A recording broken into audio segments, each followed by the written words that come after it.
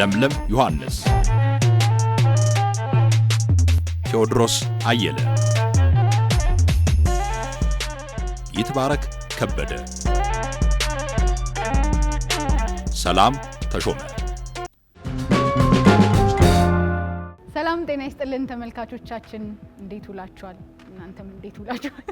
እንዴት አምሽታችኋል? እንዴትም አምሽታችኋል። ለሁለቱም በጣም ውብ በሆነው የጉለሌ እጽዋት ማዕከል ነው የምንገኘው። ይህ ማዕከል ብዙ ሰዎች ለጉብኝት፣ ሃይክ ለማድረግ፣ ፎቶ ለመነሳት የሚመርጡት ስፍራ ነው። ተወዳጅም ስፍራ ነው። ዛሬ የምናነሳው ሀሳብ ከጉብኝት ከመጓዝ አካባቢን ከማወቅ ጋር ይያያዛል። አሁን ያለው የአየር ሁኔታ ኢትዮጵያ በጣም እንድትጎበኝ ከሚመረጥባቸው ወቅቶች ውስጥ ይጠቀሳል። በተለይ ደግሞ መስከረም ሲመጣ ብዙ አይነት በዓላት አሉ። ከፊታችን ከሚጀምረው ቡሄ፣ ሻደይ፣ አሸንድዬ፣ ሶደል ጀምሮ አዲስ ዓመት አለ፣ መስቀል አለ፣ ኢሬቻ አለ። የጎብኚዎች ቁጥር እየጨመረ የሚሄድበት ጊዜ ላይ ነው ያለ ነው። የኢትዮጵያን ምግብ ለመመገብ፣ ለማየት፣ ለማብሰል የቱሪስት መስህቦቿን ለመመልከት የሚመጡ የጎብኚዎች ቁጥር ከዕለት ዕለት በጣም እየጨመረ መጥቷል። ዛሬ የት እንደሄዳችሁ ጠይቃችኋል። እዚህ ነው ዛሬ ስንገባ መግቢያችን ላይ እንደፈነጠዝን መቼም ተመልካቾቻችን አይተዋል አይደል? በጣም ደስ የሚል ቦታ ነው ያለነው። 705 ሄክታር መሬት የተንጣለለ ቦታ ላይ ነው ያለነው። የተለያዩ ብርቅዬ እንስሳት ሁሉ አሉበት ይባላል። የተንጣለለ የሚለው ግን የተጠቀጠቀ ብንለው ታሪክ ነው። በደን የተዋበ ዱኩላ ምናምን በጣም የተለያዩ እንስሳት አሉበት ይባላል። ወደ 1660 ደግሞ ሀገር በቀል እጽዋት አሉበት ይባላልና ጉለሌ በጣም ሰፊ ቦታ ነው። በጣም ደስ ብሎ ያልሆነው ነገር የለም እኮ ያው ዥዋዥዌ ተጫወተች እንዳያት ደስ ይለኝ ነበረ ግን አልሆነም። ወዳጅነት አመዘነብህ። እሱ ሲገፋኝ አዲስ አበባን ከቅርበት ሳያስመለስ ካሜራ ይዛ ምናምን አዲስ አበባ ቀረብ ትልባታለች። መጣው ስትላት ትሸሻለች። እና ጅዋጅዌ ላይ ጎበዝ ነች፣ መግፋቱም ጎበዝ ነኝ። ሳላፈርጣው አይ አይለም እኔ አልሞክረውም። ከዚህ በኋላ ጉብኝትን ካነሳን ግን መቼም በስራ አጋጣሚ የተለያዩ ቦታዎችን የማግኘት እድል አለን። እኛ ግን ከስራ ውጪ አይታችሁ የወደዳችሁት ቦታ ምንድን ነው? ጉለሌ እንዳትለኝ። ለምን ፈተና ትሆኝብኛለሽ? አላየም ቴዲ። አሁን ምን ብዬ ልናገር? በሚገርማችሁ ሁኔታ ይሄ ለስራ ስንቀሳቀስ አብዛኛውን የኢትዮጵያን ክፍል አይቻለሁ። አብዛኛውን የኢትዮጵያን ክፍል ለተለያየ ከስራ ጋር የተገናኙ ጉዞዎች ሄጄ አይቻለሁ፣ ደርሻለሁ። ብዙ ሰው ያልደረሰባቸውን ቦታ ሁሉ ሄደን ቀርጸን አይተናል። ቀድመን እንደ ጋዜጠኛ የሚጠበቅ ነው። ቴዲ ተጓዘ ወይ ለስራ? እሱማ እንደ ጋዜጠኛ ብዙ ቦታ ታያለ። እንደ ግል ራሴ ወጥቼ ለመዝናናት አልተጓዝኩም። በል ችግር የለም እኮ አሁን ለራሴ እኮ ዋጣ አደረኩት ሳስበው። ግን ይልሽ ከስራ ጋር የተገናኘ ምናምን ስለሚሄድ ከእኔ እንጃ ራሴ የሆነ ቦታ ሄጄ አያለሁ ጎበኛለሁ ወይም ብዬ የሄድኩበት የለምና ይሄ ነው። ታዝናል። እንዘንለት። አይ እሱም እኮ እንዲህ ያለ ግን ከአንበሳ ግቢ ነው የሚጀምረው አይደለ እንዴ? ልጅ ሆነን አንበሳ ግቢ ለመዝናናት አልመጣም። እንደዚህ ጭጋቴ ይዤ ነው። በቃ በጣም የሚንከባከቡት አንበሳ ማየት ራሱ በቃ ያን ቦታ ማየት ራሱ ትልቅ ነገር ነው። ከዛ ነው የሚጀምረው ብዬ አስባለሁ። ከዛ በኋላ ወደ ስራ ከገባንና ደግሞ ከተማችን ውስጥ በጣም በርካታ ሙዚየሞች ስላሉ እኔ የ6 ኪሎ ኢትኖግራፊ ሙዚየምን አስታውሰዋለሁ። አይደለ? ታውቀዋለህ፣ ሬዲዮ ላይ ብዙ ጊዜ ተጉዘህ ሰርተኸዋል። ራሱ የተለያዩ ብሔር ብሔረሰቦች እውቀት አኗኗር የሚታይበት ቦታ ነው እና በጣም ነበር የሚገርመኝ እሱ ቦታ ሲሄድ የሚሰጠኝ ስሜት እንደዚህ ነው እንደሚኖሩት ይሄ ነው አለባበሳቸው እንድትል ያደርጋል። እና በጣም 6 ኪሎ እንደገና 5 ኪሎም አለ ብሔራዊ ሙዚየም 4 ኪሎም አለ። እነዚህ አይነት ቦታዎች በተለይ የተፈጥሮ ነገር ታሪካችንን ወደ ኋላ መለስ ብለን እንድናይ የሰው ልጅ አመጣጥ እንድታስተውል ሉሲ አይደል እሷን ሁሉ እናያታለን እና እነሱን የጎበኘሁባቸው ጊዜያት እዚሁ ከተማ ውስጥ እሱን አስታውሳለሁ። እኔ እንኳን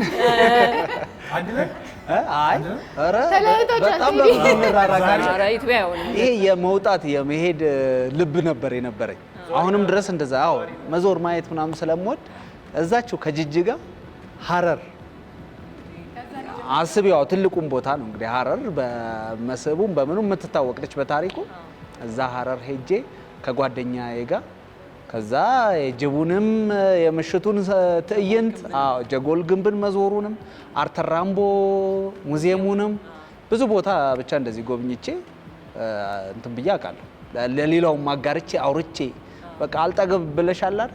ከዛ ሌላው ሰው እንዲህ ሄድ አነሳስቼ ሁሉ አውቃለሁ። ሀረርን ማቃት በስራ የመጀመሪያ ጉብኝቴ እሱ ነው። በስራ ነው ማቃት እውነቱን ነው እንመለስ ለማለት ነው። ምንም ከኔ አትሽሽ እንግሊዝ ላይ ብትሸሺብኝም እደርስብሻለሁ ማለት ምንም ማተር የአንበሳ ግቢንም በተለይ ከትምህርት ቤት ጉብኝትን ለማመድ የመጀመሪያ ሀገርን ክበብ ሲኖር ወይ ተማሪዎች አካባቢያቸውን ማወቅ አለባቸው ተብሎ ሲታሰብ መጀመሪያ የምንሄድባቸው አካባቢዎች ናቸው። አሁንም ድረስ በባስ ተማሪዎች እየመጡ የሚያዩዋቸው አሉ። እኔ ካየኋቸው በጣም የምወደው የአርባ ምንጭ ነው። ሁለቱን ትልልቅ ሐይቆች ከርቀት የእግዚአብሔር ድልድይን እያየን ከዛ አክሱም አለ እንዴ በስራ ነው ሄድነው እሱ እንዘርዘርማ ካለን ብዙ ነው።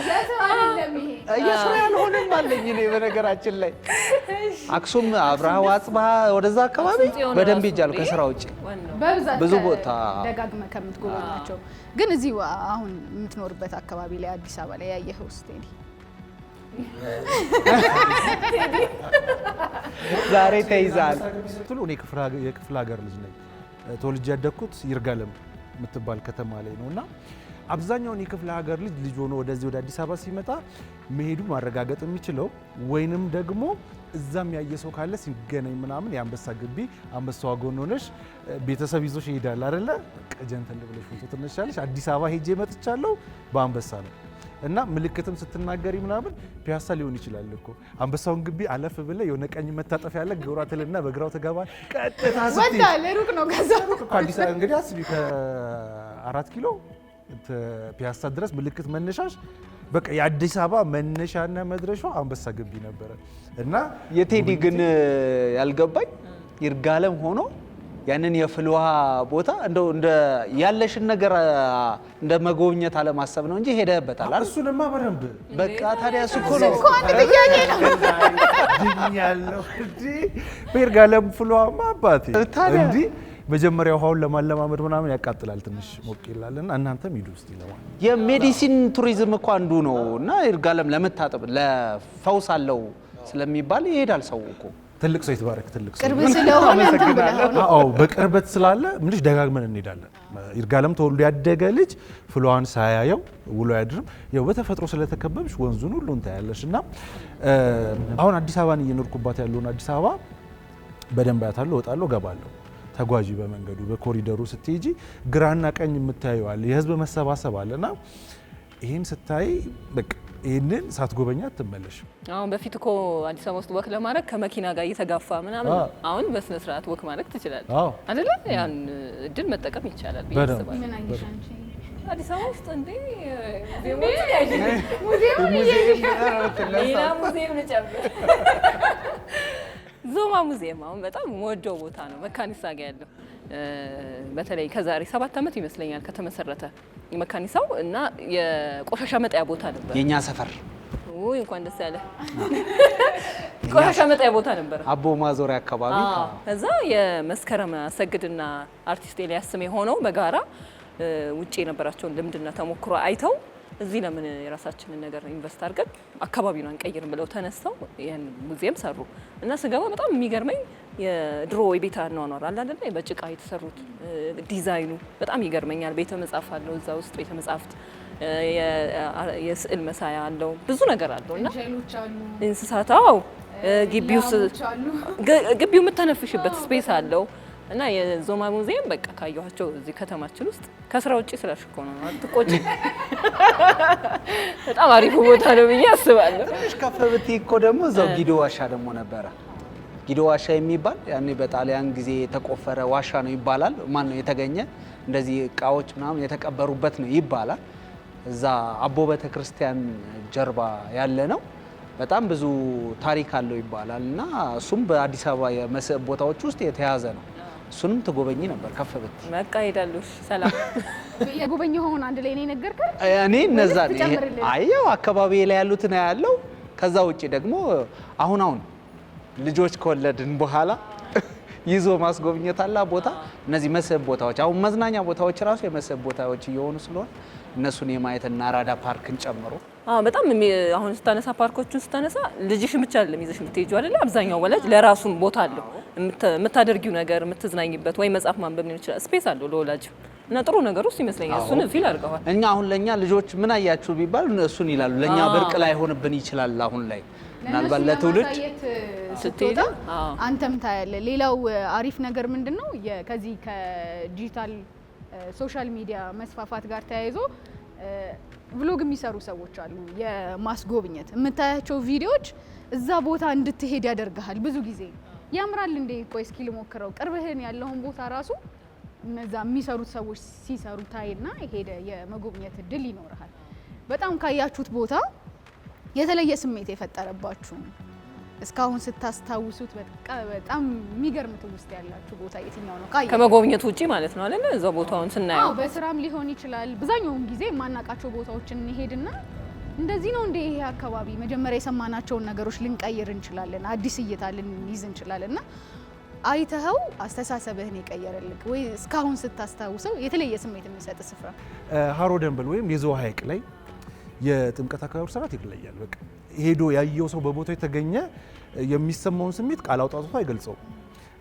ከተለያዩ ደሴቶች አሉ። ከተለያዩ ደሴቶች ላይ የሚወጡ ታቦታት አሉ። ታቦታቱን ደግሞ በክብር አጅበው የሚወጡ በአጠቃላይ በባህላዊ በተሰራ ታንኳ ነው። በታንኳው ተጉዘው እንግዲህ እዛ ላይ ታንኳ ላይ ሆነች መዝሙር አለ፣ ወረቡ አለ። እዛው ላይ ሆነው በቃ ይሄ የእጣኑ ሽታ እሱ አለ። ህዝቡን ስትመለከቱ እና እንዲህ ደግሞ በጣም አነስ ያለ በቁጥር አይደለም የምትመለከቱ፣ በጣም ብዙ ሰው ነው የምትመለከቱ። እና ሐይቁ አማካይ ቦታ አለ ራሳቸው የሚያውቁት። ያንን ትዞሪያለሽ። ያ እየተቀዘፈ ነው እና በቃ ያን ካየ በኋላ ጥምቀት በቃ እሱ ጋር የሚሰጥ ያቺ ቅጽበት ከውስጥ ያትወጣም። እና ማንኛውም ሰው በቃ የሆነ ጥምቀት ሲደርስ የት ልሂድ ቢለኝ መጀመሪያ እዛ ነው ብለው። ምክንያቱም ይለያል ስሜቱ ራሱ የሚገርም ነው ውስጥሽ ላይ የሚሰማውና የዝዋ ሐይቅ ወይ ሀሮ ደንበል ላይ ያለው የጥምቀት አከባበር በጣም ይለያልና የመቼም ማረሰው። እኔ ደግሞ ጅማን ነው ማነሳው። በስራ አጋጣሚ ነበር የሄድኩት። ግን በጣም የሚገርማችሁ ቦታው አሁን ያየኸው አካባቢው የሚያስደንቀው ነገር እንዳለ ሆኖ የማህበረሰቡ አቀባበል ነው በጣም የገረመኝ ነገርና ስነሳ ከፋና አንድ በጣም ሬዲዮ አድማጭ አለች፣ ሰብለ ትባላለች። በዚሁና መስክናት እንዲያውም ስላነሳት ደስ ይለኛል። እዛው በጣም ሬዲዮ አድማጭ ናት። ስለዚህ አብዛኞቻችንን ታቀናለች። እና እኔ ገና ጀማሪ ሆኜ ነው ጋዜጠኝነት። አንዱ ባልደረባችን ለምለም ልትመጣ ነው እንግዲህ ተቀበያት፣ አካባቢውን አሳያት አላት። ከዛ ስደርስ የተከታተላ በስልክ የት ደረሽ ብላ ተቀበለች። በቃ እራት በላን እንደዚህና በቃ አሁን ሩም በቃ ማለት ሰሙራ አሳየኝ ምናምን አልኳት። ከዛ በፍጹም አትሄጂም፣ የትም ቦታ አትሄጂም ብላ እኔ ጋር ነው የምታርፊው አለች። ብታምኑም ባታምኑም አንድ ሳምንት ሙሉ ባለቤቷ፣ ልጇ፣ እንደዚህ እህቶቿ ያሉበት ትልቅ ቤት ውስጥ አንድ ሩም እህቷ ለቃልኝ እዛ ቆይቻለሁ። በቃ የትም ሳልሄድ ማለት በየተኛ ሆኜና አሁን እሷን ቤተሰብ ያውቃታል። የኔ ቤተሰብ በጣም ነው ኮሙኒኬት የምናደርገው ልልሽ ነው በቃ። እና ያ መስተንግዶ የትም ቦታ ለስራ ሲሄድ እዛ በቆየሁበት ጊዜ በቃ ቀላል ነበር ሰብላለች። እና የመጀመሪያ ስራ ነው የመጀመሪያ ጊዜ ነው የሄድኩት። በቃ ብዙ ስጦታ ሁሉ ይዤ መጥቼ እንዲህ እያልኩ እና ማረሳው ነው የምትሄድበት ቦታ በቃ ሰው አቀባበልና የሰጠ ፍቅር አትረሳውም። በቃ ሁሌ ጅማ እንዲናፍቅሽ ያደርጋል፣ ሰው እንዲናፍቅሽ ያደርጋል ብዬ አስባለሁ። እና አሁን ድረስ አስታውሳታለሁ ሰብሊ። እሺ እንደሚከተለው አስረዳለ። ቅድም ብዙ ስላልጠቀስኳቸው አሁን በደንብ አብራራቸው። አሁን 4 አቅጣጫ የሚመጡልኝ ምርጥ የምላቸውን ቦታ ያው ለሌሎቹም ሊኖሩ ይችላሉ፣ ግን እንደው ቶሎ የመጡልኝን ከምስራቅ ሀረር ብያለሁ።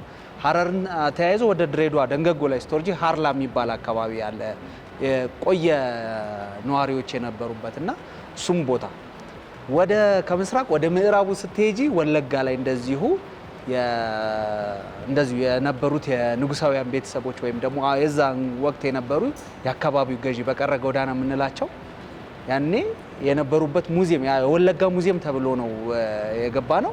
በቃ እዛ አካባቢ የነበሩ የነገሱ ምናምን እንደዚህ ባህላዊ እቃዎች የነገስታቱ እቃዎች ያሉበት ነው። ያኔ ደግሞ በአድዋ ጦርነት ላይ ተሳትፏቸው የነበረ ሀገርን በመጠበቅ እዚህ ሆኖ ህዝቡን በማስተባበር ትልቅ ስራ ስለነበራቸው እዛ ጋር የነበረውን ታሪክ ስሰማ ለመጀመሪያ ጊዜ ያንን ስላየው እስካሁን አእምሮዬ ውስጥ አለ። ወደ ሰሜን አክሱም ቦታው ስትገኝ ሌላ ነው፣ ስታዩ ሌላ ነው። በፎቶ በቪዲዮ ቦታው ስትገኝ ደግሞ ሐውልቱ ስር እና ደግሞ በጣም ሰው ተባባሪ ነው። ምንም ነገር ብትፈልግ የትኛውም መንደር ብትገባ የአክሱም ነዋሪ በቃ የምትፈልገው ነገር አቅጣጫ ይወስዱሻል። እዛ ጋር ነው አይደለም ነይ ብለው ነው የሚወስዱሽ። ከደቡብ ቅድም ያነሳሽው አርባ ምንጭን ሳላነሳው አላልፍም። በተለያየ ጊዜ ባየናቸው ስፍራዎች ላይ የኢትዮጵያን ትልቅነት የህዝቧን ብዛህነት ማለት አካባቢሽ ላይ የምታዩ ኢትዮጵያና ዞረ ስታያት አንድ አይነት አይደለችም እና ይሄ ሁሉ ሀብት አለ እንዴ ትላለህ። ይሄ ሁሉ ሰው አለ፣ ይሄ ሁሉ ባህል አለ ወይ? የምናውቃቸው ጥቂቶች ነው የሚሆኑት አይደለ? ካልተጓዝክ የኢትዮጵያን ትልቅነት አታውቅም ብዬ ነው የማስበው። አንዱ ሰው ካጠገቡ ይጀምራል። እንደ ቴዲ ከሙዚየም መንቃት ነው ጉብኝት ነው ብሎ ማሰብ ነው እንጂ እኮ ስለሆነ እናንተ አንቺ ነሽ ለስራ ሄድክበትና ሆን ብለህ ሄድክበት አለች። ለስራ ሁሉንም ቦታ ይቻላል። አሁን አድዋ ምንጭ የምትጠቅሰው ሆን ብለህ ሄድክበትን እኮ ረሳኸው። ፍልዋታ ቀስ እያልክ ታስታውሳለህ። እንዴት ማድረግ እያወራሽ ግብት ብልብሽ ሊነግረኝ ነው።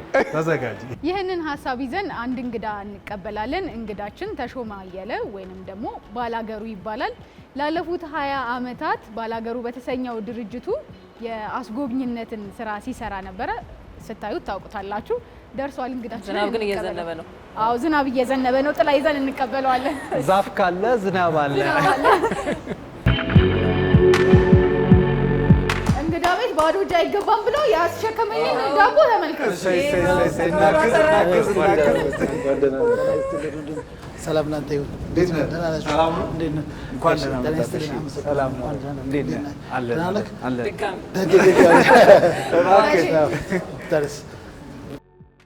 እንዴት ናችሁ? ሰላም ናችሁ? ግዴታ ነው። ደህና ናችሁ? እንዴት ናችሁ?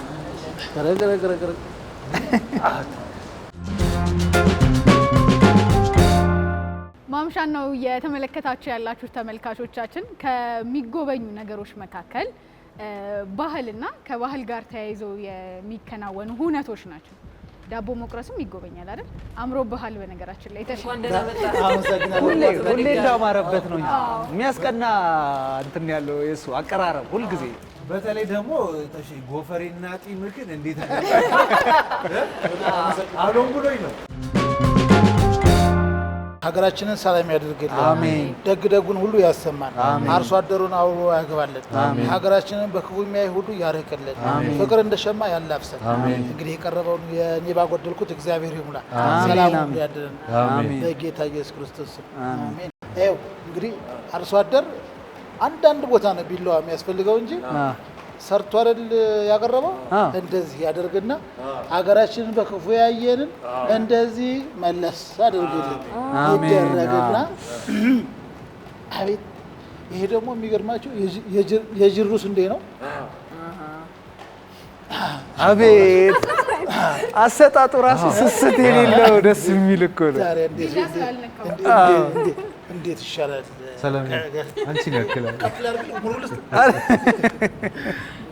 በሉ እንግዲህ እሺ እንደዚህ ነው። አርሶ አደር ውሎ ይግባልን። አሜን አሜን አሜን። ተሸከሙ።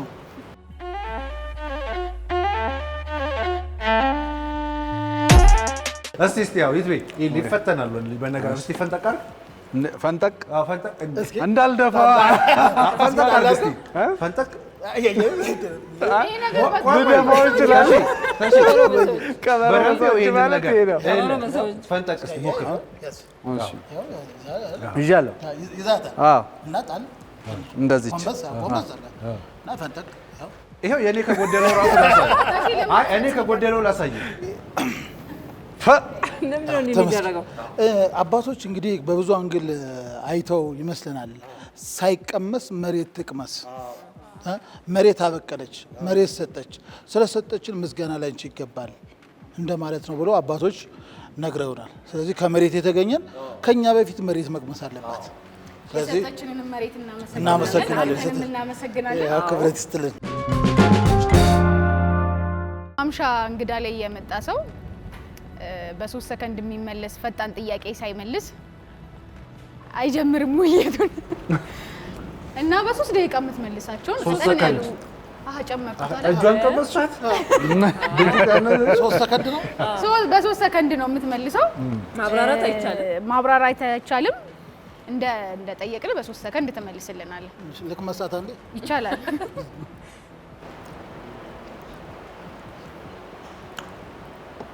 ዝግጁ? መቼም ታውቂዋለሽ፣ አቅሜን ታውቂዋለሽ ብዬ ነው። አቅሜን ያዋሰነ አቅሜን ያማከለ ነው። እሺ አቅምን ማወቅ ጥሩ ነው። አዎ እሺ ለጉብኝት ስትሄድ በመኪና ብትሄድ ይሻላል፣ በእግር መንገድ ብትሄድ ይሻላል? ምርጫዬ መኪና ነው። እልም ካለ በረሃ ቦታና በጣም ውርጭ ከበዛበት ቦታ እደር ብትባል የትኛውን ትመርጣለህ? በረሃን እመርጣለሁ። ከበረባሶ ጫማና ከቦቲ ጫማ? በረባሶ እመርጣለሁ። በረባሶ ይመቻል። ጥሩ። ጠጅ ከመጣልና ጠላ ከመጥመቅ የቱን ትመርጣለህ?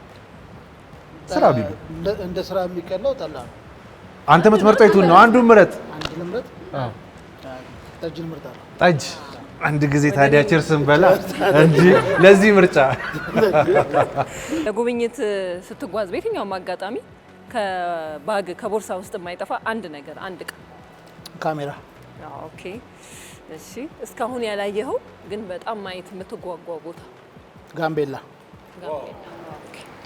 ወደ እኔ ስንመጣ ይሄን በኋላ እበላለሁ፣ ይቀመጥልኝ። ብዙ ሰው አስጎብኝተሃል፣ ብዙ ቦታ ማይተሃል። እንደው የሆነ ከጎብኚዎች ባያደርጉት የምትለው የጎብኚ ስህተት አንድ ጥቀስ ቢባል? ህፃናትን መገፍተር። በኢትዮጵያ ውስጥ የትኛውም ሰው እንደው ይህን ነገር ሳያየው መሞት የለበት የምትለው ቦታ አለ? ዳሎል። ዳሎል በጣም አሪፍ ነው። ፈጣን ጥያቄዎቹን በጥሩ ሁኔታ አጠናቀሃል። ወደ ዋናው ጉዳያችን ስንገባ ጠይቆ መጠየቅ እንግዲህ ስለዚህ ዛሬ ጥያቄዎችን ልንጠየቅ ከማን እንደሚጀምር እንደ ልጆቻችን እንደ አያቶቻችን እንዳስተማሩን ወደዛ ነው ያረፈው። ወደዛ ነው። በእድሜ ትንሹ ይቅደማ። ተሼ በእድሜ ትንሹ ይቅደም። ሽማግሌው ከትንሽ እሺ፣ ከትንሹ ጸደቀልኝ። በትንሽ ስለዚህ ከሷ ጀምሬያለሁ።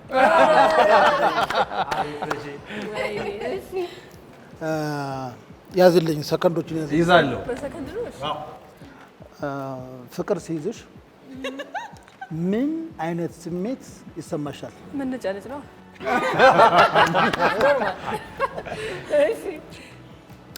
አንድ ልድገምላት። ይደገም። ኢትዮጵያ ውስጥ ካሉ ሆቴሎች የመጀመሪያው ሆቴል ማን ይባላል?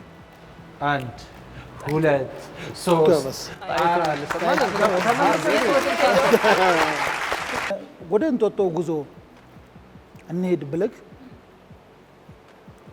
ቦርሳ ውስጥ ልትይዛቸው የምችላቸውን 3 ነገሮች? ጃኬት፣ የጉዞ የሚሆን ጫማ እና ካሜራ። በጣም አሪፍ ተመልሷል። እሺ አይ በጣም አሁን ለዚህ ልጅ እኮ ከባድ ደረሰ። እንዴት ይሻልኛል? የኢትዮጵያ እምብርት ወይ ደግሞ የኪሎ ሜትር መጀመሪያ ተብሎ የሚጠቀሰው ቦታ የት ነው? አሁን የአድዋ መታሰቢያ ያለበት 00 ፒያሳ ጋር ፒያሳ ያመጣው እዛ ነበረች። እንደ አጋጣሚ ጥሩ ነው የደረሰኝ። ትንሽ ከፍ ማድረግ ነበረብኝ ማለት ነው። ሀገራችን ውስጥ በጣም ተወዳጅ ከሚባሉ ሰው ከሚወዳቸው በሀገራችን በቅርስነት በዩኔስኮ ከተመዘገቡት ውስጥ 3ቱን ጥቀስ።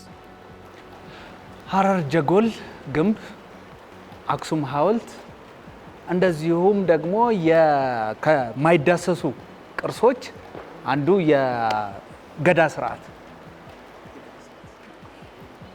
እናመሰግናለን። በጣም እናመሰግናለን። ወደ ጋሼ ልመጣ ወጣቱ ወደ ጋሼ ልመጣ ነው። አንተን ተውኩና ወደ እህቴ ልመጣ። ተዝናንቼ ነበር። መጨረሻ ላይ ነው የምጠይቀኝ ብዬ የአገር ቤት እናት መጀመሪያ እንደተነሳች አካባቢዋን ከቃኘች በኋላ የመጀመሪያ የምታደርገው የምትሰራው ምንድን ነው? የመጀመሪያ ሰከንድ እያዛት ኢትዮጵያ አንዱ ነው። እሱ ማንኛውም ሰው የሚያደርገው ምግብ ማብሰል እንዴ ለምን ሁለተኛ እሳት ማያያዝ እንዴ ልኮ አይቻልም። በቃ አንዴ እኮ ተሳስታለች። አዎ አይ እንደው ሁለት እድል ሰተናት እንኳን ብታስተካክለው ተብሎ ነበር። ሶስቱም አይደለም ወይ ሰኒ ሳሳዝን ከብቶች መፍታት ማስተማራት። አዎ እሷም በግማሽ ብንይዝላት ቅር አይለንም። ሰው አመድ ነው የምትገልጠው። እሳቷን ልታቀጣጥል አመዱና የእሳቱት እንጂ እሳቱን አግኝቼዋለሁ። የመጀመሪያ ስራ ይሄንን መጋገር መጀመሪያ ምን ማድረግ አለባቸው ነው። ሁለተኛ ወደ አንተ ነው የምመጣው። በሀገራችን ውስጥ ካሉ 3 ከሚወደዱ ለእኛ ሀገራችን እንደሚ ከሚባሉት ወይም ደግሞ ሀገር ውስጥ ብቻ የሚገኙ ሀገር በቀል አጥቢዎች 30 ደቂቃ ወይ በቃ እስቲ እንኳን 3 ሰከንድ እሺ ዋላ ቀይ ቀበሮ፣ ጭላዳ 3 መልሳ አልጎበኘም ብለሽ ነው? አይ ሌላ እንዳይፈርሽ ይሄ በጣም እኔም አስቤዋለሁ። አሪፍ ነው በእውነት የምር ጎበዞች ናቸው። እኔ ነኝ የምበረታው ከሁሉም እኔ ቀጥለው ሊሆን ይችላል። ጎበዞች ናቸው። ጎበዞች ናቸው። ታሸን እናመሰግናለን።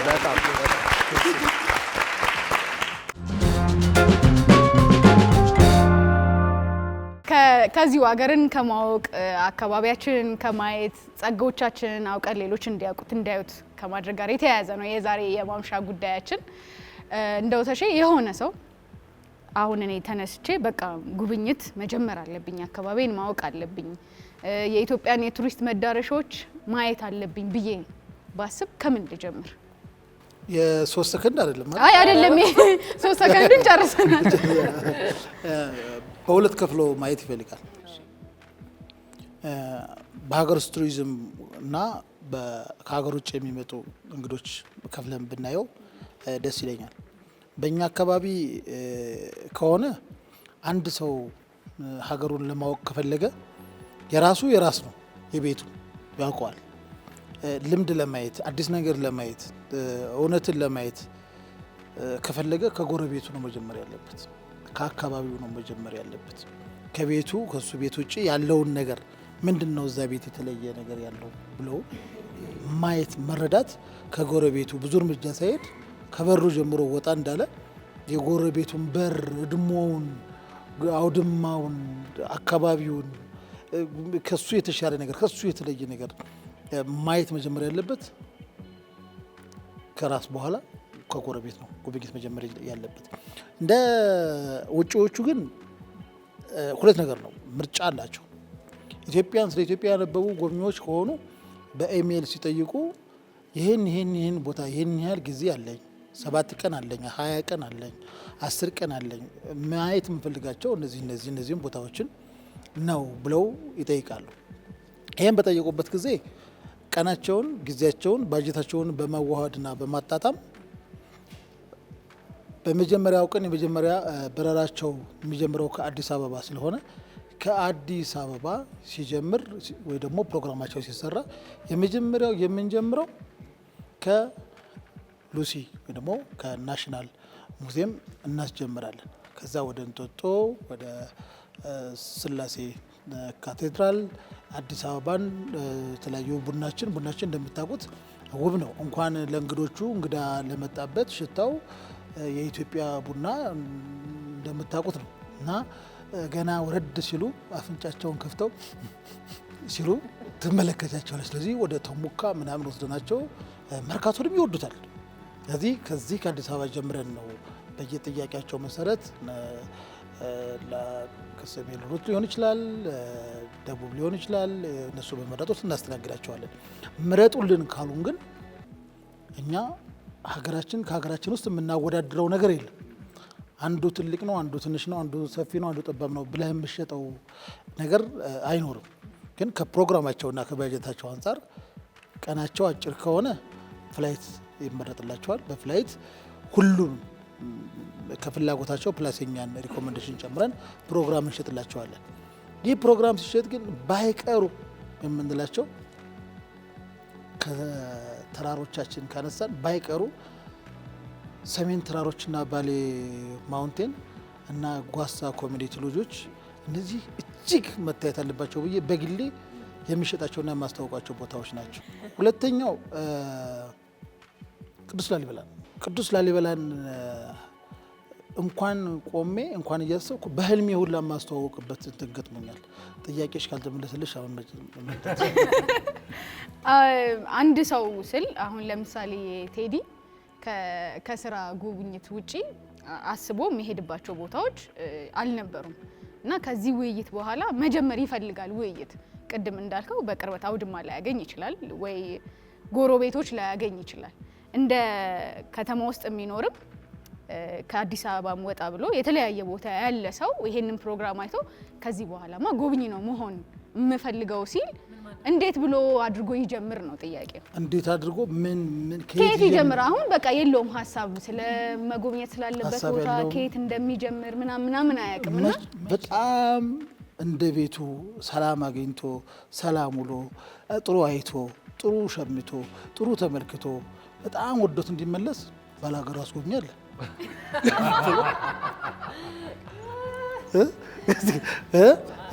የምሬ ነው። እኛ አሁን እንደው ራስህን ከእንትና ልክ እንዳትኝ እንጂ 12 ዓመት ሙሉ ከውጭው ይልቅ የሀገር ቱሪዝም እንዲበለጽግ የሀገር ቱሪዝም እንዲያድግ ትልቁን ድርሻ ስንወጣ ነበር። የዘመድ ጥየቃ የሚባል ፕሮግራም አለ። የዘመድ ጥየቃ የከተማ ልጆች ሀገራቸውን አያውቁም፣ ዘመዶቻቸውን አያውቁም። ሀገር ቤት የሚለውን ስም እንጂ ሀገር ቤት ምን እንደሚከወን አይታወቅም። ስለዚህ ዘመድ ጥየቃ በሚለው ፕሮግራም ላይ አሁን እግዚአብሔር ይስጣቸው በጣም የተለያዩ ወጣቶች የትሬኪንግ እያስተዋወቁ ነው ያሉት። የተለያዩ ነገሮችን ሀገራችን ወቁ የሚል እያስተዋወቁ ነው ያሉት። ስለዚህ የዘመድ ጥየቃ የሚለውን ፕሮግራም አይነት ብዙ ወጣቶች መሳተፍ መቻል አለባቸው። ስለዚህ ሌቢል ወይ ደግሞ ለማግኘት ቢፈልግ የሚያገኘው ነገር አንደኛው አማራጭ ዌብሳይት ነው።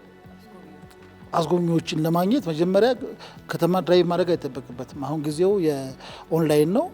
ማን ኢትዮጵያ ውስጥ ቱር ኢትዮጵያ፣ ትራቨል ኢትዮጵያ፣ ትሬኪንግ ኢትዮጵያ፣ ቪዚት ኢትዮጵያ ብለው ሰርች ማድረግ ይችላል።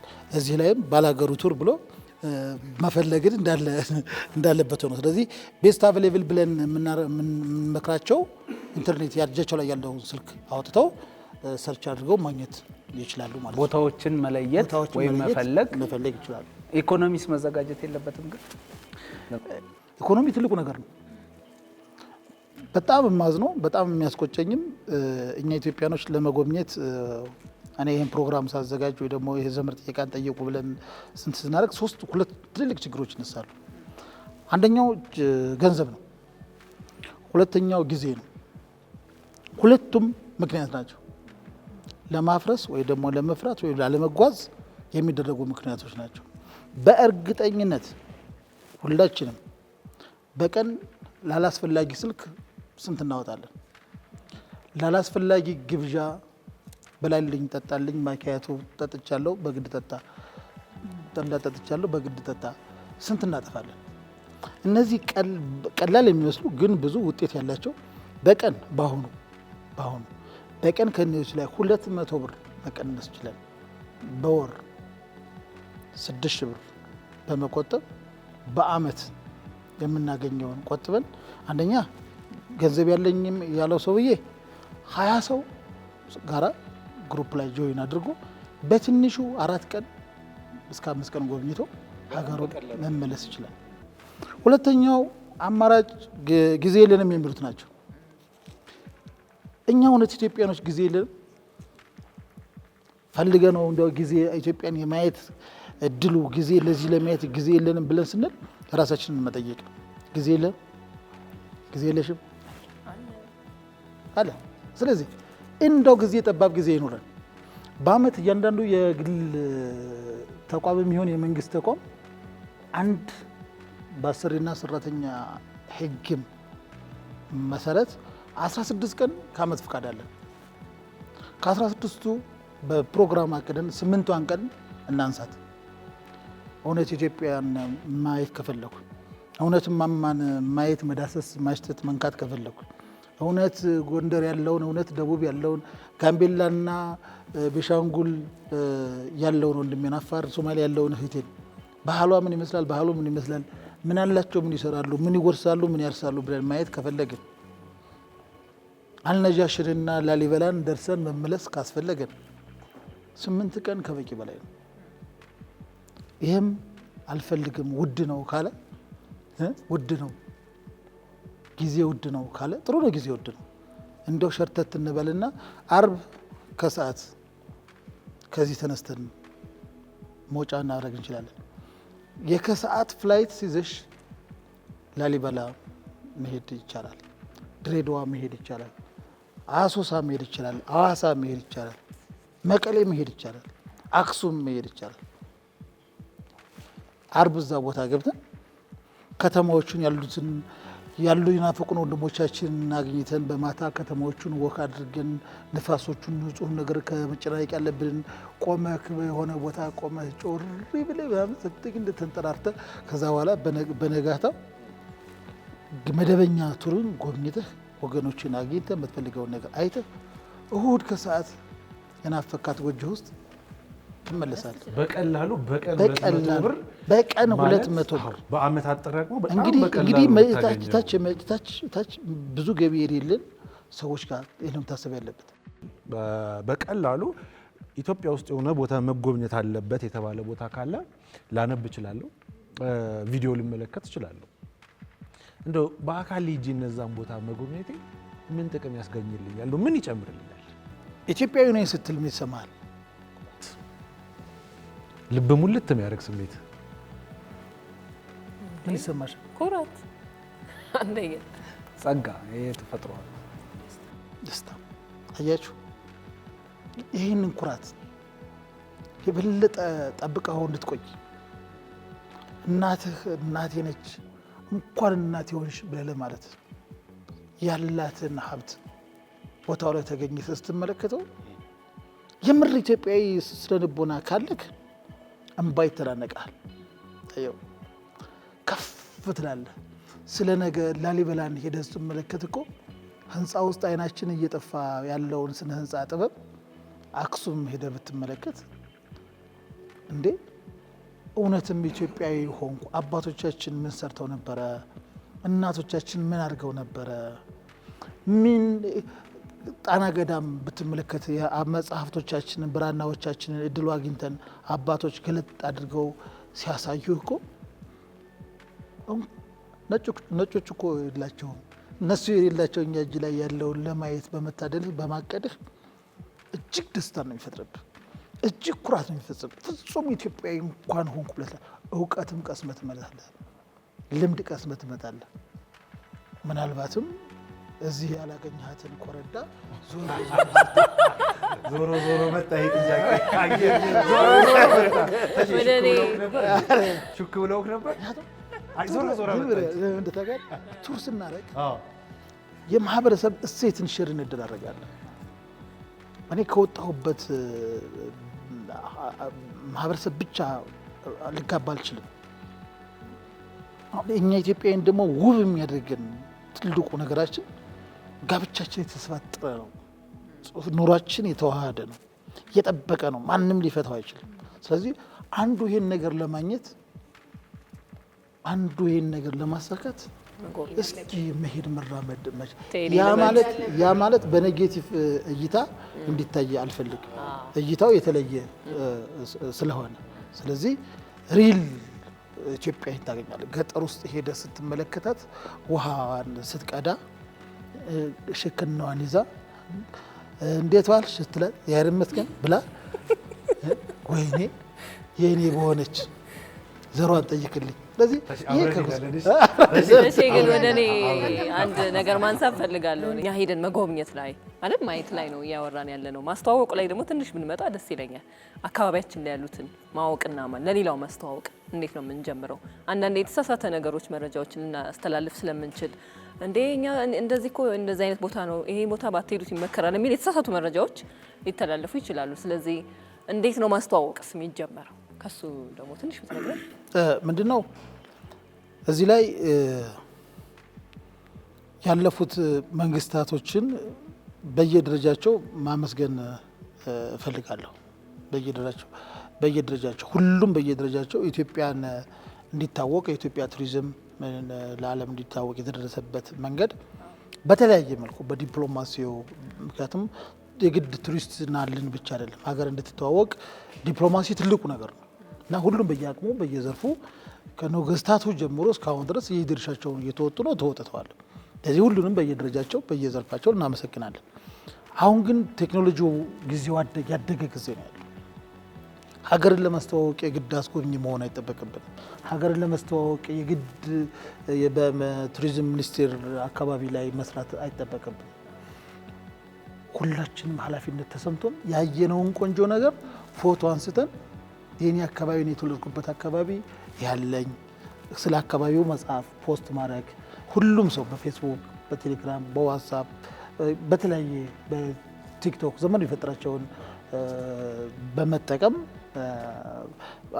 ማድረስ ማስተዋወቅ እንችላለን። አንድ ስጋት ግን አለ። በትክክል ይህንን ነገር እያደረግን ነው ወይ? እያደረግነው ነው ወይ? ፌስቡክ ላይ ስንከፍት ቲክቶክ ላይ ስንገባ የምናያቸው ነገሮች እውነት ይሄንን ነገር ቀና ብለን ተኝተን ስንነሳ ሞባይላችንን ስንከፍት የምንመለከታቸው ዜናዎች ይህን ነገር ይነግሩናል ወይ?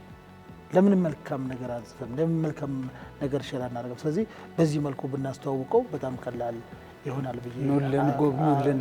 አሁን ያለው መንግስት ትኩረት ሰጥቶት ከአምስቱ በቃ ቋሚ ወይ ምሰሶ ብሎ ካስቀመጣቸው ውስጥ አንዱ ቱሪዝም እንደው በየአካባቢያችን ላይ ያው ላለመጎብኘት አንዳንዶቻችን የምንሰጠው ምክንያት አለ። ወደ እኔ ነው ያው ብዙ ምክንያቶች ይኖራሉ። ቀደም ሲል የጠቀስካቸው አሉ ዋና ዋና የምንላቸው። ግን ደግሞ ከዛ ባሻገር እንጎብኝ ብለን ብንሄድ መጠንቀቅ ያሉብንም ነገሮች አሉን አይደል? ማወቅ ቀድመን አለማድረግ የሚገቡንም ነገሮች እንዳሉ ያው አስጎብኚዎች እናንተ ባለሙያዎች ስትናገሩ ስለምንሰማ እሷ ላይ ትንሽ ኢትዮጵያ ሚስጥር ነች። ይህ ሚስጥር አባቶቻችን ስለወለዱ ሚስጥር አያሳልፉ። ለሚስጥር ብቁ መሆን መቻል አለበት የተወለደው ልጅ። ካልሆነ ለጎረቤት ሁሉ ሚስጥራቸውን ሊያሳልፉ ይችላሉ። እንግዳ መጣ ብለን የማይመለከተውን ነገር ገልጠን ማሳየት የለብንም። የመጣው እንግዳ ሊጎበኝ ብቻ ነው የመጣው ብለን የምናስብ ከሆነ ተሳስተናል። የኢትዮጵያ እድገት የኔንና ያንተን ማማርን የናንተ ሰላም መሆንን የማይፈልጉ በተቃራኒ ቦታ ጎብኝ ሆነው አማራጭ ሆነው ካሽ ይዘው ይመጣሉ። ካሽ ይዘው መጣ ሁሉ ወዳጅ ነው ማለት ብለህ። ስለዚህ ሁሉም ኢትዮጵያ ውስጥ ያሉ የሆቴል ላይ ያሉ አሽከርካሪዎች፣ አስጎብኚዎች፣ ሁሉም የአስጎብኚ ድርጅት ባለቤቶች ይህን ነገር ላይ ትኩረት አድርገው ይሰራሉም ብዬ ስለማስብ ይሰራሉም ብዬ የሚል አቋም ስላለኝ ያ ማለት ጉለት የለም ማለት እያልኩ አይደለም። ስለ ሀገሪቷ መጥፎ ነገር፣ ስለ ፖለቲካችን፣ ስለ ምናችንም ስለማይመለከተው እንዳው ስለማይመለከተው ነገር መናገርም ማሳየትም አይቻልም። ፎቶ ማንሳት ክልክል ነው ብላ የሀገሪቷ ሕግ ተከለጠፈች። እዛ አካባቢ ፎቶ ማንሳት ፈልጋለሁ ብሎ ያለ እንግዳ ክልክል ነው ተጽፎለታል። ክልክል ነው ብዬ ስነግረው ማንሳት ከፈለገ ይሄ ሰውዬ በተቃራኒው የሀገሩን ሕግ እያከበረ የኔን ሀገር ሕግ እየጣሰ ነው እና ኢትዮጵያን ማስከበር ካለብኝ አይቻልም የሚባሉ ነገሮች ላይ እንደማይቻል ወደ ቤተክርስቲያን፣ ወደ እምነት ቦታዎች፣ ወደ መስጊድ ስንገባ ሴቶች ተከናንበው መግባት እንዳለባቸው ማንኛውም ሰው እግር ጫማችንን አውልቀን በስርዓቱና በስነ ስርዓቱ አድርገን አክብረን የማይጣሱ የሚባሉ ሕጎችን አክብረን ማስከበር ያስፈልጋል። እንግዳን ማክበር ማለት ሕግን ጥሰህ ወይ ደግሞ ወጋችንን ተራምደህ ማሳየት ማለት አይደለም። ስለዚህ እያንዳንዱ ነገር የማይታዩ ነገሮች ኢትዮጵያ ውስጥ አሁን ሰቅጣጭ የሆኑ አንዳንድ በእኔ አንደበት የማይገለጹ ጭፈራ ምናምን ቤቶች እንደዚህ አይነት ነገሮች እንደ ብርቅ ተደርጎ አሁን ፕሮሞት መደረግ ተጀምሯል። ከባህል ያፈነገጡ እሴቶች ያልሆኑ ነገሮች፣ እነዚህ ነገሮች የኢትዮጵያን ቱሪዝም እንዳይጎዱብን የግል ስጋት አለ። እጅግ መጠንቀቅ፣ እያንዳንዳችን በኃላፊነት መስራት አለብን ብዬ አስባለሁ። አንዳንድ ሀገር ከባህላቸው ውጭ ሆነው እንደ ታይላንድ እና ሌላ ሀገር ትደግምልኛለህ ብቻ በሚስጥር ይፋ የማያወጡትም እንደዚህ አይነት ነገሮችን ፕሮሞት ቢያደርጉ ምናልባት እነሱ የተራመዱበት ነገር ሊኖራቸው ይችላል። እኛ በእስልምናም ሆነ በክርስትና በሌሎቹም እምነቶች የከበርን የተከበርን ስለሆነ በሴቶቻችን በሃይማኖታችን እየኖርን ማሳየት ያለብንን ብቻ ማሳየት አለ። ከኔ ጋር የሚመጣ እንግዳ ድንጋይ አንስቶ ሊቀምስ ይችላል፣ ሊያሸተው ይችላል። በቦርሳው ግን አያደርግም በፍጹም። ስለዚህ ለሀገሬ አምባሳደር፣ ሁሉም ማስጎብኝ ለሀገሩ አምባሳደር ሆኖ መስራት አለበት። በጣም ትልቅ ነጥብ ነው እንዴ የሀገርን ነገር እዚሁ መጠበቅ። ከዚሁ ጋር ተያይዞ ተሼ አሁን አንተ የተለያዩ ጎብኚዎችን መላ ኢትዮጵያን እያዞርክ ታስጎበኛለህና ከመጡ ካዩ ከሀገር ውስጥም ሊሆን ይችላል ከውጪ እንደው የማትረሳው አስተያየት የጎብኚ አስተያየት እስካሁን ልብህ ላይ ቀረ ሁሌ ስታስበው የሚገርምህ? ብዙ ይኖራሉ ግን የምታስታውሰው? በጣም ብዙ አለ። የሚገርምህ በጣም ብዙ አለ። ከኢትዮጵያ አልወጣም ያለኝ አለ። ከጉብኝቱ በኋላ ማለት ከመኪና መውረድ፣ ከኤርፖርት መኪና ውስጥ መውረድ ያስጠላው። እውነተኛ ሀገር፣ ንጹህ ሕዝብ፣ ንጹህ ልብ፣ አየሩ ምቹ እና በዚህ በሞትኩ አየሹ። እኔ እና አንቺ እንዴት እንወጣ? በሱዳን ይሻለኛል። ባህርን መርጣለን፣ ግን ሰው የዚህን ያንተን ሀገር ወዱ ስሜቱ ይለያል። እሱ ሲያለቅስ እኔም አለቅሳለሁ። ይሄ ደግሞ ሆደ ብብ ነው የበታኝ። እንኳን ሀገሬን ወደውልኝ እንደዚሁም ቢሆን አልቅስ ነበር። ከዚህ አሁን ዘመነ ቴክኖሎጂ ላይ ነው ያለ ነው። በደንብ አድጓል፣ በደንብ ሰፍቷል። አንድ እድልና አማራጭ ይዞ መጥቷል። እንደው ሶሻል ሚዲያን እንዴት እየተጠቀምን ያለ ነው? ሀገራችንን በማስተዋወቅ ቱሪዝሙን በማስተዋወቅ ረገድ እንዴት እየተጠቀምንበት ነው ያለ ነው? ተሼ ይህ እድል መልካም ትልቅ እድል ነው።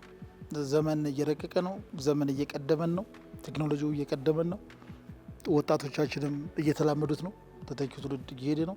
ይሄ እንደ መልካም አጋጣሚና እንደ መልካም አማራጭ ልንወስደው ግድ ይላል።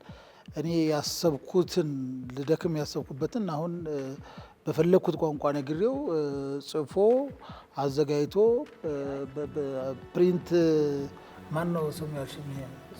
የሌላ ስም አለው ደግሞ ጎሽ እንግዲህ በሁለቱም ኢትዮጵያዊ ስም ቢኖራቸው ጥሩ ነበር። እንደፈለገ በተባልቂ ያለ ስንት ጌጤ ያለች እንፈልግላታለን። አንቺ ነሽ እንለዋለን ካስፈለገ። እነሱ አሁን እንደዚህ እዚህ ደረጃ ድረስ ደርሰናል። ይህን ነገር ወደ መልካም ነገር እንደ መልካም አጋጣሚ ተጠቅመን ጊዜያችንን እየቆጠበልን ጊዜያችንን እያመቻቸን ነው ያለ ነው እና እኛ ወደኋላ ቴክኖሎጂ ወደፊት እየራቀ በሄደን ቁጥር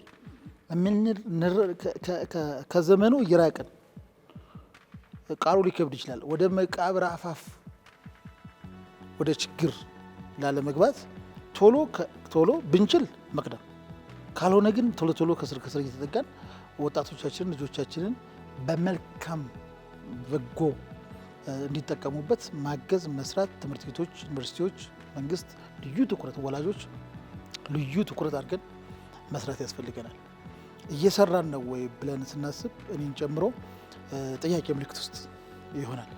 ወጣቶቻችን አንዴ ካመለጡን በኋላ አናገኛቸው። ሊያመልጡን የሚገባው በመልካም ትግበራ ላይ ሲሰማሩ ብቻ ነው። ስለዚህ እዚህ ዘመኑ በጣም እየዘመነ ነው፣ ልክ ነህ። እየሮጠ ነው፣ ልክ ነህ። እየሸመጠጠ ነው፣ ልክ ነህ። ለቱሪዝም በዛው እኩል ብዙ እድል ሰጥቷል አይደል? ብዙ እድል ሰጥቷል።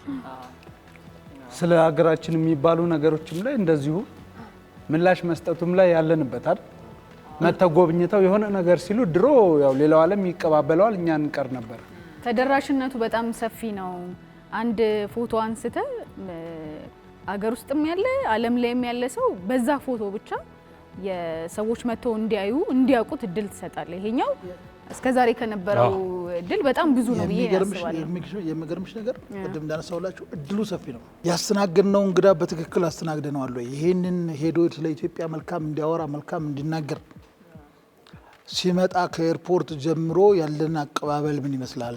እኛ እንዴት መጎብኘት ባህላችን እናዳብር የሚለውን አነሳን። የሚመጡ ደግሞ ቱሪስቶችን እንዴት እንቀበል የሚለውን ትንሽ ብታነሳልን ጥሩ ነው ብዬ አስባለሁ። አቀባበላችን እንዴት ነው መሆን ያለበት? የሆቴሎች ዝግጅት ሊሆን ይችላል፣ የሰው የሚኖረው የሚጎበኘው ቦታ ላይ ያለ ሰው ነዋሪውም ሊሆን ይችላል። እንዴት ነው በጣም በቃ መስተንግዷችን እንዲህ መሆን አለበት የምትለው? በጣም አመሰግናለሁ። በጣም ፈልገውና ለምን አልጠየቀችኝ ብዬ ያልኩትን ጥያቄ ልጠይቅሽ። አንድ ሀቅ ላይ መድረስ መቻል አለብን። የኢትዮጵያ ቱሪዝም ገና በአካፋ አልተጀመረም። ትልቅ ሀብት ነው። ትልቅ የማያልቅ ማዕድን ነው። ስለዚህ አብዛኞቻችን ሆቴሎቻችን እና አስጎብኚዎቻችን እስከ ዛሬ ድረስ ኢትዮጵያን ሲያገለግሉ ኢትዮጵያን ሲያስተዋውቁ የነበሩ አስጎብኚ ድርጅቶች ከኮሮናና ከአንዳንድ ከነበረን ችግር ጋር አንጻር ተገናኝቶ በኢኮኖሚ ተጎድተው ነው የቆዩት። የገቡት መኪኖች ሀገር ውስጥ የገቡ መኪኖች እያረጁ ወደ ታክሲ አገልግሎትነት እየተቀየሩ ነው ያሉት። አሁን በሆነ ጊዜ ቱሪዝሙ ቡም አድርጎ ወደ ኢትዮጵያ ብለው መፍሰስ መገልበጥ ሲጀምር የምንጠቀምባቸው ሆቴሎች እስከዛ አብዛኞቹ እስከዛሬ ድረስ እንግዳ ስለሌለ እና በአንዳንድ ፋይናንስ ስላልተደረጉ ትልቅ ችግር ውስጥ እንዳሉ እሙን ነው። ለምሳሌ ሁሉም ላሊበላን፣ ጎንደርን፣ አክሱምን፣ መቀሌን የተለያዩ አካባቢዎች ድሬዳዋ እንኳን ባለፈው አይቼ በጣም የተነቃቃ ያለው አብዛኞቹ ያሉት በድሮ አልጋና በድሮ ፍራሽ ላይ ነው ያሉት። እንግዳ ሲመጣ ደግሞ መጣ ብለን መጠበቅ ብቻ ሳይሆን ሲመጣ መጥፎ ኢሜጅ ይዞ እንዳይሄድ መጠንቀቅ ያስፈልጋል። ስለዚህ ሆቴሎቻችንን ቶሎ እንዲስተካከሉ ማድረግ ያስፈልጋል።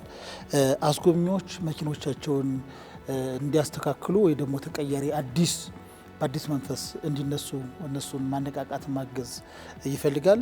አዳዲስ ወጣቶች ወደ ስራው እንዲመጡ በትክክል ባንኮች ወይ ደግሞ ፋይናንስ አድራጊ ተቋማት ለዚህ ለኢንዱስትሪው ስጋት ሳይሆንባቸው በማበደር መስጠት ያስፈልጋል። ነጋዴዎች ናቸው፣ ልክ ነው። መንግስት ግን በዚህ ትኩረት ይህንን ያደርጋል የሚል እምነት አለኝ፣ አልጠራጠርም። ምክንያቱም ይህንን እንድል ያስገደደ ምንድን ነው? መንግስት በራሱ እየሰራቸው ያላቸው ትልልቅ ፕሮጀክቶች አሉ። እነዚህ ፕሮጀክቶች ጎርጎራ ብትሄድ በጣም ደስ የሚል ነገር አለው። ደቡብ ኮይሻ ብትሄድ በተመሳሳይ ሶማሌ ክልል ብንሄድ፣ አሁን ባሌ ብንሄድ የምናፍርበት ቦታ ላይሆን ይችላል። ግን በቂ ናቸው ወይ? የተሰሩት ሎጆች የሚደነቁ ናቸው። በከተሞች ላይ የሚደረጉ የመዋብ ተግባራ አዲስ አበባ ማንሳት እንችላለን፣ አዋሳን ማንሳት እንችላለን፣ ድሬዳዋን፣ የተለያዩ ጎንደር፣ ባህር ዳር። እነዚህ ነገሮች ወደ ሌላም ወደ እስከ ወረዳ ድረስ ሌሎችም ያልተደራሽ ማድረግ ይፈልጋል። ስለዚህ እንግዳ መጣልን ብለን ለመጠበቅ ብቻ ሳይሆን እኛ ተዘጋጅተናል። በዚህ ልክ ባለሙያዎች ድሮ አስጎብኚ የነበሩ እህት ወንድሞቻችን አሁን ወደ ሌላ ሙያ ውስጥ ገብተዋል፣ ወይ ደግሞ ስራ አጥተው ተቀምጠዋል። ስለዚህ እነዚህ ነገሮች በትክክል የሚመለከተው አካል ሊፈትሻቸው፣ ሊያግዛቸው፣ ሊያነቃቃቸው ያስፈልጋል። የአንድን ሀገር ኢኮኖሚ የሚደግፍም ጭምር ስለሆነ ቱሪዝም ትክክል ነህ። በስንብቱ ጋር ከመሄዳችን በፊት ግን በቡሄ ከፊታችን ነው። ስለዚህ በደብረ ታቦር የሚል ረጅም ጊዜ ስትሰራበት የቆየኸው ወደ 15 ዓመት የቆየህበት ፕሮጀክት አለና አሁንም በቅርብ የምታካሂደው አለ። እሱንም ትንሽ ጠቅሰህልን ብንሰንበት። አመሰግናለሁ። በእውነት እኔ እንደምታወቀው ኢትዮጵያ ባህላዊ እሴቶችን እንዲተዋወቁ በማድረግ የራሴን ድርሻ እወጣለሁ። ግዴታዬ ነው፣ ውለታም አይደለም። አንዱን ብናነሳ ቡሄ ወይም ደግሞ ደብረ ታቦርን ብናነሳ በከተማ ውስጥ በመቀዛቀዝ ውስጥ እንዲያውም በመክሰም በሚመስል መልኩ ቡሄ ነው ወይ ምንድን ነው ወይ ብለን እንድናስብ ለህፃናት ባህላቸውን ታሪካቸውን እንዳያውቁ እያደረግን ያለ ነው። ስለ ቡሄ ዳቦ ስናነሳ፣ ስለ ኮባው ስናነሳ ሽታው፣ የኮበቱ ሽታ፣ የኮበቱ ለዛ፣ የጅራፉ ጩኸት፣ ሆያ ሆዬ እንኳን አደረሳችሁ ሲባል የነበረው ነገር ከተማ ውስጥ የሰማ አገር ቤቱ ሌላ ጉዳይ ነው። ከተማ ላይ የነበረው እያንዳንዱ ልጆች ሄደው ሆያ ሆዬ መጣን ምናምን የአመቱ የመጨረሻ እንኳን አደረሳችሁ።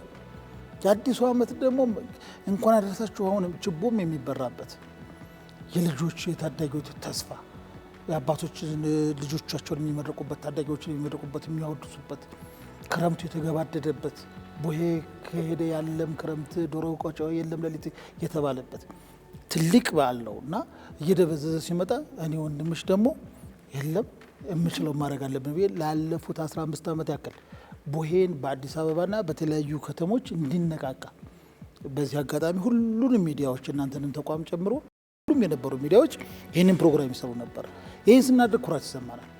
አሁን ዘንድሮ ደግሞ በሸዋ ደብረ ብርሃን ላይ ነሐሴ 12 እና 13 በጣም በደመቀ መልኩ ቡሄን ከሀገር ቤት ፈረሰኛው እየመጣ ህፃናት መጥተው ታጅበው ወረቡ ሆያ ሆየው በደመቀ ጭሱ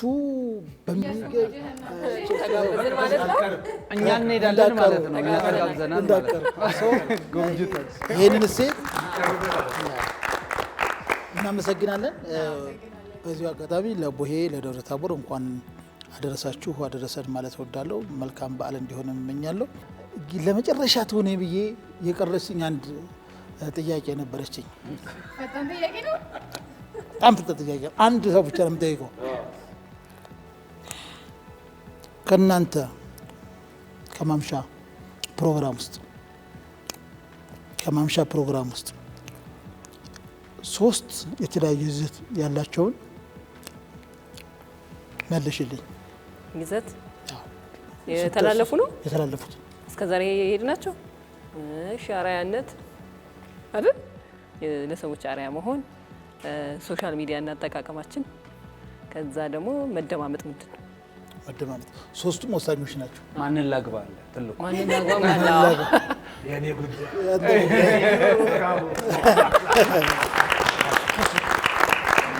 እናመሰግናለን በጣም። ሀገርን ከማወቅ ጸጋዎቻችንን ከማወቅ ከመጎብኘት ጋር ተያይዞ ተሼን እዚህ ጋብዘ ነው የሰጠን አስተያየት የሰጠንን ክብር እንደ ወጉ እንደ ባህሉ ይሄን ሁሉ ነገር ይዘ ስለጠየከን ጥሩ ሀሳቦች ስለሰጠን በጣም እናመሰግናለን። ተመልካቾቻችን የዛሬ የማምሻ ቆይታችን ይሄንን ይመስል ነበር። መልካም ጊዜ ይሁንላችሁ።